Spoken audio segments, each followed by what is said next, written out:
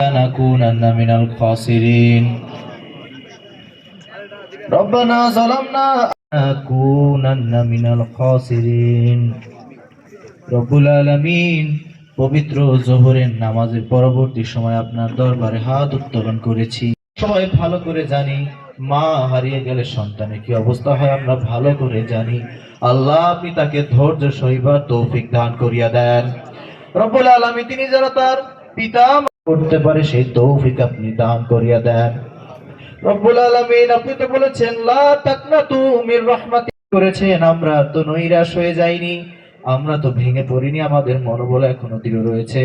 আমাদের আশাগুলোকে আপনি কবুল ও মঞ্জুর করিয়া নেন। আখির ফরিয়াদ আমাদের দেশনেত্রী বেগম খালেদা জিয়াকে আপনি সূরা ফাতিহা সূরা ইখলাস কয়েকবার দুরূদ শরীফ পাঠ করা হয়েছে। সমস্ত টুকু সওয়াব আকায়ে নামদার সোনার মদিনায় পাকে হাদিয়া বকশিশ করিয়া দিলাম। तमाम साहबा इकराम ताबीन तबे ताबीन इम्मा मुस्ताहिदीन इम्मा तरिक রব্বুল আলামিন সমস্তটুকু সওয়াব মহান স্বাধীনতার ঘোষক বিএনপির প্রতিষ্ঠাতা চেয়ারম্যান আপনার ডাকে সাড়া দিয়া সেরে বাংলা নগরে শায়িত হয়ে গিয়েছেন। রব্বুল আলামিন আপনি তাকে জান্নাতুল ফিরদাউসের সুউচ্চ মাকামে নসিব করিয়া দেন, উচ্চ মাকামে নসিব করিয়া দেন।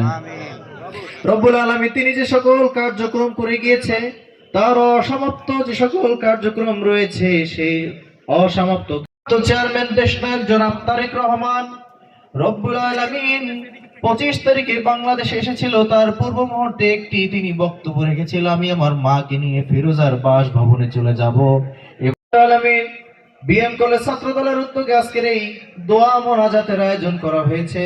সমস্ত দোয়া মোনাজাতকে আপনি কবুল ও মঞ্জুর করিয়া নেন। গণতন্ত্রের অভ্যুত্থানে نجعل آخر كلامنا عند الموت لا إله إلا الله محمد رسول الله